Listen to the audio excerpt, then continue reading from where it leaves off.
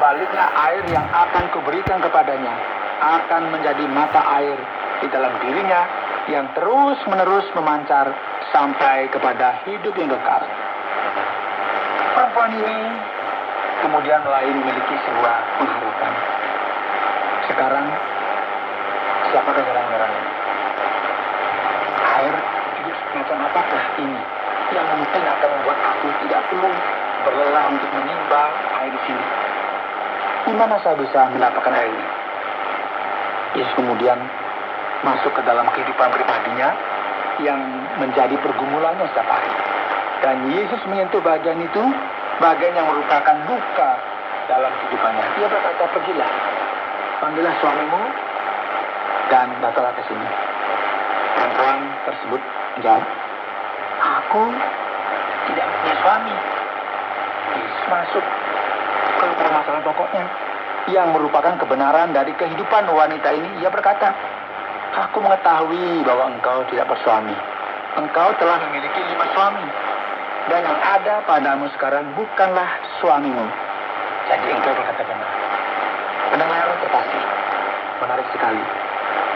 Kita sering berpikir bahwa yang diperlukan oleh seseorang adalah air. Bagaimana bertahan hidup dan hal-hal yang berkaitan dengan kehidupan jasmani. Namun demikian Yesus menyentuh hati perempuan ini.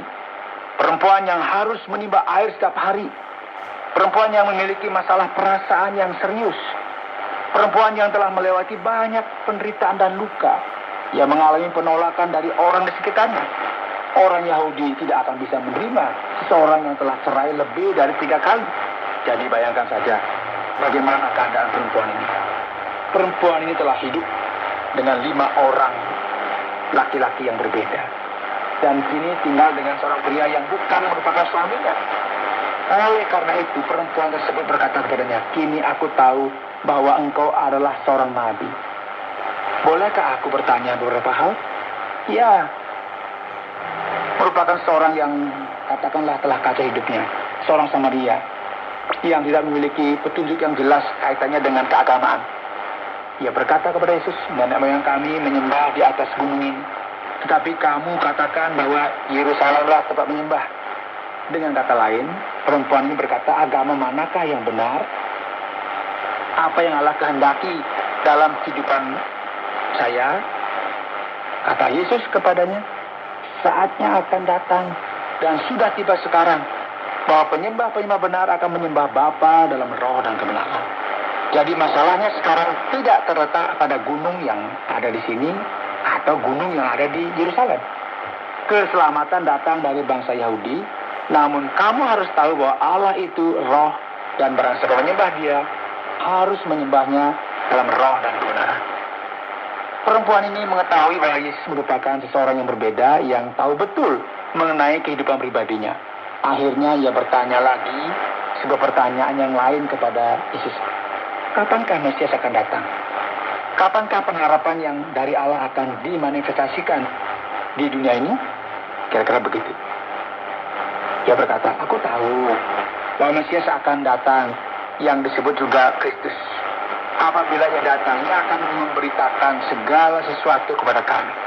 Dan akhirnya, Yesus pun menyatakan dirinya dengan berkata, akulah dia yang sedang berkata-kata dengan engkau. Saudara, dia menyatakan dirinya sebagai juru selamat bagi wanita tersebut. Pada waktu itu, para murid telah kembali dari kota dan mereka terkejut. Karena Yesus telah menghancurkan semua tembok prejudis. Dan lebih dari itu, ia berbicara dengan seorang perempuan Samaria. Ia mewartakan kebenaran bahwa kerajaan Allah telah datang dan Mesias sudah hadir di sini. Mereka terkejut akan hal ini, namun demikian kita tahu bahwa kehidupan perempuan ini telah diubahkan melalui perkataan Yesus. Ini merupakan sesuatu yang luar biasa. Karena apa? Banyak orang Samaria dari kota itu telah menjadi percaya kepadanya karena perkataan perempuan itu yang bersaksi. Ia mengatakan kepadaku segala sesuatu yang telah kuperbuat. Ketika orang-orang Samaria itu sampai kepada Yesus, mereka meminta kepadanya supaya ia tinggal pada mereka. Dan ia pun tinggal di situ 2 hari lamanya. Dan lebih banyak lagi orang yang menjadi percaya karena perkataannya. Ya, mereka berkata kepada perempuan itu, kami percaya, tetapi bukan lagi karena apa yang kau katakan. Sebab sebab kami sendiri telah mendengar dia, dan kami tahu bahwa dialah benar-benar juru selamat dunia. Saudara, bagi saudara yang merasa sangat jauh, mungkin saudara berpikir dalam hati saudara, tidak ada yang peduli dengan kehidupanku. Tidak ada orang yang tertarik dengan kehidupanku. Sebagaimana Yesus memberikan perhatian kepada seorang perempuan Samaria, orang yang sangat dipandang hina, yang telah kehilangan segala-galanya, yang telah kehilangan semua harapan dan pandangan hidupnya. Yesus hadir untuk orang ini, memberikan kepadanya sebuah pengampunan dan cara pandang terhadap kehidupannya, membangkitkan kembali kehidupannya yang akan menjadi kesaksian bagi banyak orang. Allah ingin melakukan sesuatu yang sama dalam kehidupan saudara, membuat sejarah yang berbeda dalam kehidupan saudara. Pendengar yang dikasihi oleh Tuhan, dalam bagian ini, kitab Yohanes pasal yang keempat ini, kita melihat pada bagian akhir, mujizat Yesus yang sangat khusus. Yesus menyembuhkan anak dari seorang pegawai istana yang merupakan mujizat kedua yang dibuat. Cerita ini muncul setelah cerita tentang perempuan Samaria. Karena dalam cerita perempuan Samaria ini, Yesus menyatakan dirinya sebagai air hidup. Atau dengan kata lain, dialah yang memberikan hidup kepada kita. Dan kini, ketika kita melihat bagaimana Yesus menyembuhkan anak dari pegawai istana ini, dengan memberikan hidup kepadanya, dan anak tersebut sembuh, Yesus menunjukkan kuasanya atas kematian dan atas kehidupan. Karena dia adalah Tuhan atas hidup. Anda sedang mendengarkan Jalan 66 dalam rangkaian kisah Injil Yohanes pasal yang keempat yang telah dijelaskan oleh Pak Yohanes dengan topik Singkirkanlah Prejudismu. Luar biasa sekali Pak Yohanes, dan ada banyak sekali pertanyaan yang perlu untuk ditanyakan kepada Pak Yohanes supaya kita lebih memahami dalam bagian ini. Pak Yohanes, ada keraguan yang muncul dalam benak saya. Mengapa terjadi permusuhan yang sedemikian sengit antara orang Yahudi dan orang Samaria? Bukankah mereka ini bertetangga dan berdekatan? Mengapa kebencian yang muncul begitu besar, Pak Yohanes? Pak Oti, ini merupakan cerita kuno sebetulnya. Kita perlu memahami konteks sejarah ketika bangsa Asyur pada abad ke-8 sebelum Masehi, yaitu sekitar tahun 722 sebelum Masehi, mereka menduduki kerajaan Israel, yaitu kerajaan utara, dan mereka menghancurkan sebuah kota yang bernama Samaria. Nah, dalam proses pendudukan ini, sesuatu yang sangat berbeda terjadi. Apa itu? Bangsa Asyur mencampur adukan orang-orang saat itu dengan membawa beberapa bangsa lain ke Samaria. Mereka juga membawa orang Israel ke tempat lain dengan maksud untuk menguasai bangsa tersebut dengan cara mengumpulkan kekuatan untuk melawan bangsa Israel. Jadi, dengan demikian terjadilah kawin campur antara orang Yahudi dan orang non-Yahudi. Bagi orang Yahudi sendiri, ini merupakan sesuatu yang rumit. Karena mereka melihat orang Samaria ini sebagai bidat, sesat begitu. Karena mereka tumbuh dengan sebuah keagamaan yang berbeda. Jadi karena mereka ini merupakan tetangga yang hidup bersebelahan dengan orang Yahudi, sementara mereka ini telah bercampur dengan budaya yang berbeda. Dan mereka juga memiliki agama yang berbeda. Maka hal inilah yang membuat permasalahan besar antara orang Yahudi dan orang Samaria. Dan prejudis pun semakin kuat, saling curiga gitu. Jadi masing-masing memiliki, katakanlah, cara pandangnya sendiri. Orang Yahudi tidak akan pernah mendekat dan berbicara kepada orang Samaria. Demikian sebaliknya. Namun justru di sini dalam bagian ini kita lihat bahwa Yesus berbicara dengan seorang perempuan Samaria.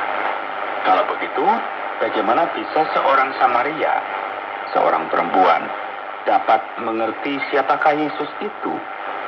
Apakah arti dari istilah air hidup ini, Pak Yohanes? Dan apakah perempuan ini menyadari yang sebenarnya apa yang sedang terjadi dengan dia? Memang ini merupakan suatu yang menarik dan sangat mengejutkan, Pak Oti. Mengapa?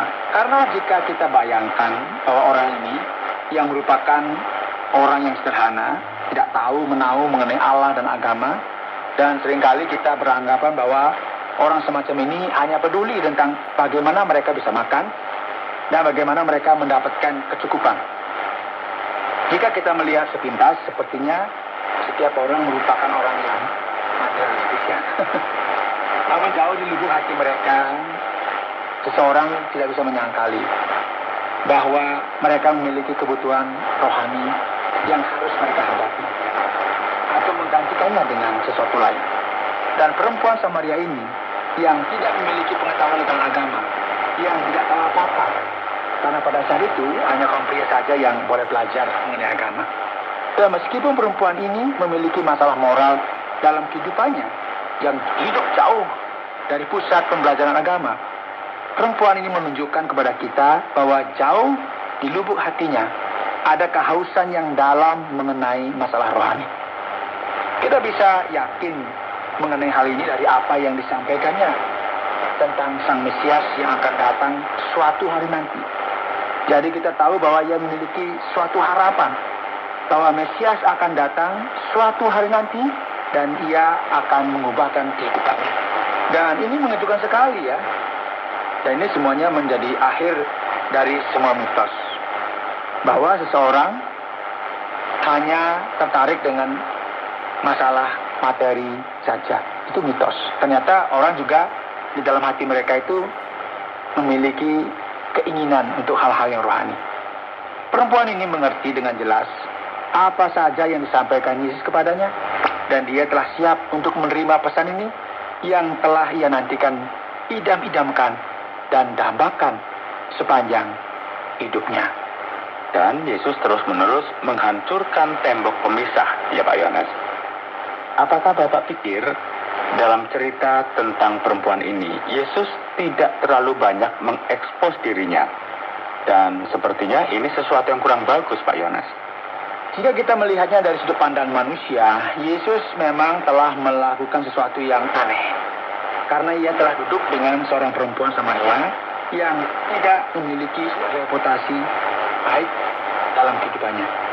Yesus juga berbicara kepadanya yang menunjukkan bahwa ia meruntuhkan sebuah tembok prejudis.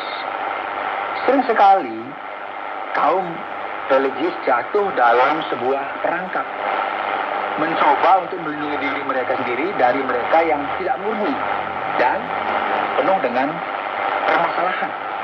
Kekristenan akan mengajarkan kepada kita sesuatu yang bertolak belakang dengan hal ini.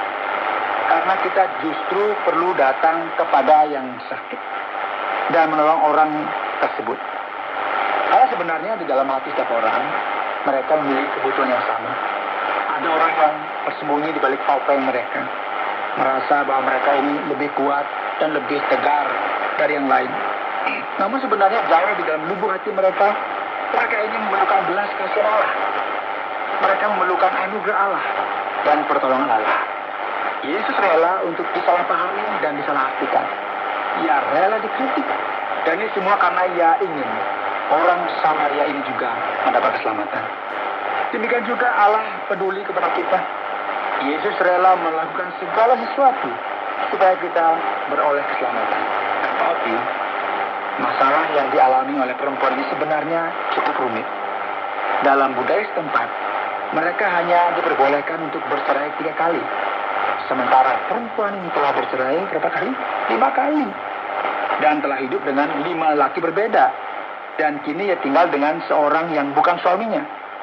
Perempuan ini benar-benar ditolak dan dibenci oleh semua orang. Dan inilah mengapa ia datang sendiri. Karena tidak ada seorang pun yang mau mendekat kepadanya. Mengapa? Supaya mereka tidak ikut tercemar. Lantas sekarang ketika Yesus menyatakan siapakah dia sesungguhnya, apa yang hendak ia ajarkan di sini, dan apa maksud dari ungkapan dalam roh dan kebenaran yang dapat kita lihat dalam ayat yang ke-24 Yohanes pasal yang ke-4 ini, Pak Yohanes. Di sini Yesus mengubah konsep teologis mengenai apa sesungguhnya arti menyembah Allah. Apa yang dipercayai oleh orang Yahudi pada waktu itu, mereka percaya bahwa menyembah Allah dengan benar atau sejati hanya terjadi di bait Allah.